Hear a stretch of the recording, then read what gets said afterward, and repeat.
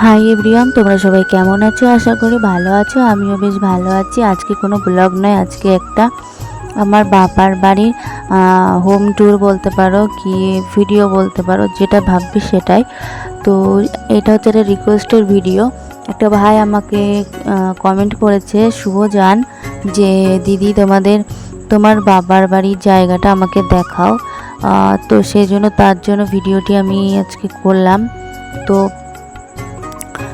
তোমরা সবাই ভিডিওটি দেখো, আশা করি ভালো লাগবে।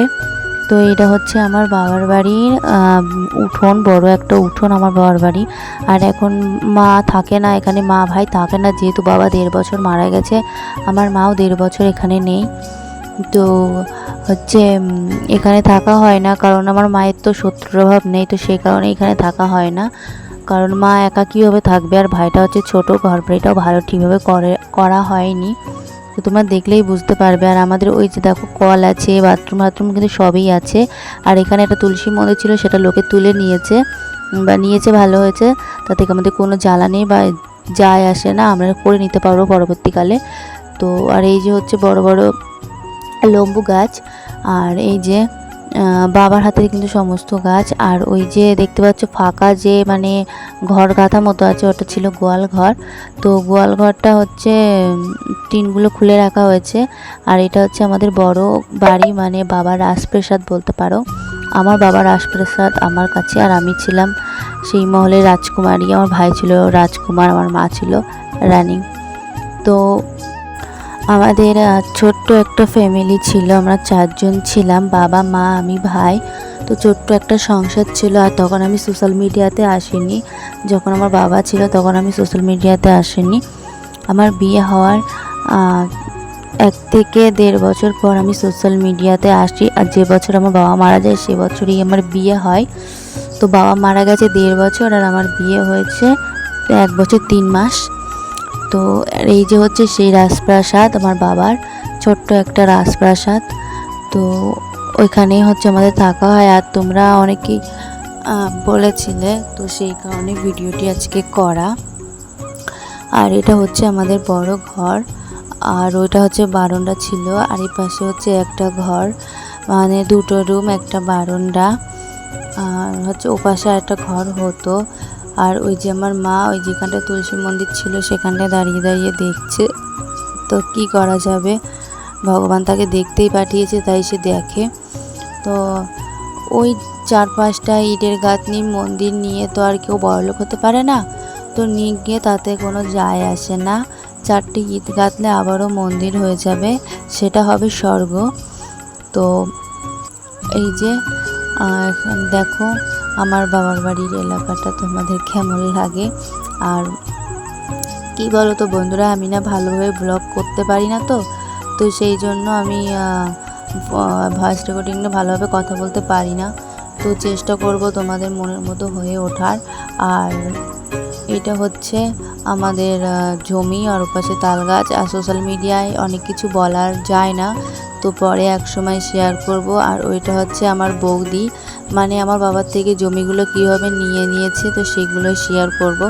এখন করব না, আগে তোমরা আমাকে আগে কমেন্ট করো, তারপরে। আর এই যে সবুজ দেখতে পাচ্ছ ঘাস, তো এখানে আগে আমরা সবাই মিলে খেলা করতাম। তো সেসব দিনগুলো সব হারিয়ে গেছে। আর যে জমিটা নিয়েছে সেই জমিটা চলো তোমাদেরকে দেখাচ্ছি। ওই যে সামনে যে জমিটা দেখতে পাচ্ছ ধানের জমি, তো এই জমিটাই নিয়েছে। তো আমাকে এখন সোশ্যাল মিডিয়াতে বলা বারণ আছে, পরে এক সময় সোশ্যাল মিডিয়াতে বলবো, কারণ অনেক কিছু সমস্যা হতে পারে এর কারণে, তো সেই জন্য। আর এটা হচ্ছে আমার মা, দেখো আগে আগে যাচ্ছে। তো আমার মার সঙ্গে আমি এখন যাব মামার বাড়িতে, তারপরের দিনকে বাড়ি চলে আসব। তো মার সঙ্গে আমি যাই ঘুরে। আর আমাদের গ্রামে না বড় একটা মন্দির আছে, সেই মন্দিরটি তোমাদেরকে শেয়ার করছি চলো। আর এই দেখো কত সুন্দর লাগছে। এটাই আমার বাবার বাড়ির এলাকা, এখানেই আমি বড় হয়েছি, এটাই আমার জন্মভূমি, এটাই আমার মাতৃভূমি, এটাই আমার পিতা ভূমি, সব কিছুই বলতে পারো। তো বাবার বাড়ি এলাকা কিন্তু কখনোই মেয়েদের কাছে খারাপ হয় না, ভালো ছাড়া। তো আমার কাছেও সেরকম আমার এই জায়গাটা স্বর্গ লাগে, ভালো লাগে, তো সেই জন্য যাই। আর যদি আজকে আমার বাবা থাকতো তাহলে হয়তো মা ওইখান থেকে যেত না, আমাদের সুখে সংসারটা থাকতো।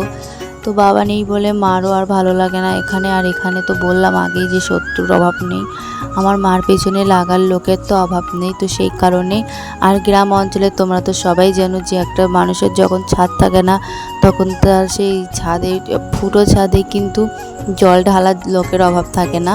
তো সেই কারণে আর এইদিকে দেখো অনেকে ধান কাটা হয়েছে, অনেকে ধান কিন্তু কাটা হয়নি। তো আর যেটা এই ভিডিওটি করেছি আমি বৈশাখ মাসে, তো আমাদের এদিকে অনেকে ধান কেটেও নিয়েছে। আবার আমার শ্বশুরবাড়ির ওইদিকে না অনেকে এখনও কাটা শুরু করেনি বা অনেকে করে দিয়েছে, এরকমও আছে। তো তারপরে এই যে যাচ্ছি আর দেখো সামনে কিন্তু আমাদের মনে হচ্ছে বাগান, কিন্তু ওগুলো কিন্তু বাগান না। আর আমার শ্বশুরবাড়ি এলাকাতে এত পরিমাণে গরম, কিন্তু আমার বাবার বাড়ি এলাকাতে প্রচুর পরিমাণে ঠান্ডা হাওয়া চলে। তো ওই দিকটা মানে শান্তি আছে। আর এই দিকটাতে প্রচুর পরিমাণে গরম, যেহেতু এই দিকটা গাছপালা কম আর আমাদের দিকটা গাছপালা বেশি।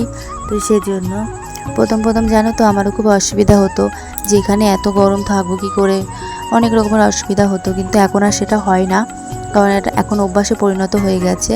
তো সেই কারণে আর এই যে এপাশে কিন্তু উচ্ছে ক্ষেত্রে হাবিজাবি রয়েছে, আমি অতটা খেয়াল করিনি আর ভিডিও ক্লিপও নেওয়া হয়নি। তো সেই জন্য আর সামনে একটা আম বাগান আছে, মানে একজনাদের আম বাগান। তো সেটা আগে কলা বাগানও ছিল, দু একটা কলা গাছও হয়তো আছে। আর এটা হচ্ছে কি বলবো, এই যে সেই, আর এটা একটা বাড়ি। তো আমাদের অনেকটা ফাঁকাই বাড়ি, তোমরা আসলে ভিডিওটি দেখে বুঝতে পেরেছো যে অনেকটা ফাঁকা বাড়ি আমাদের। আর যে আম বাগানের কথা বলছিলাম, আগে অনেকগুলো আম ছিল গাছ, এখন হয়তো মরে গেছে।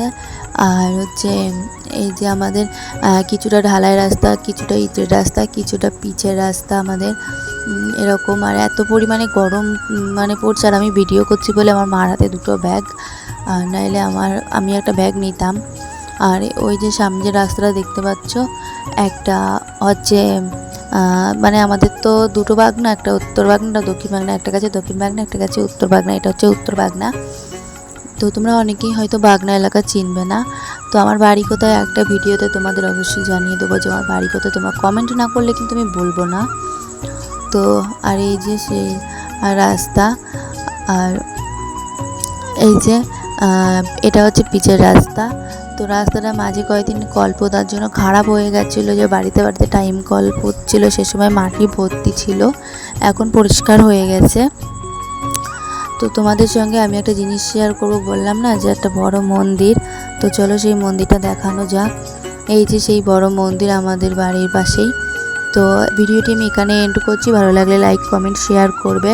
দেখা হবে নতুন কোনো ব্লগের সঙ্গে, কোনো ভিডিওর সঙ্গে। ততক্ষণ ভালো থাকবে, সুস্থ থাকবে, বাই, টাটা।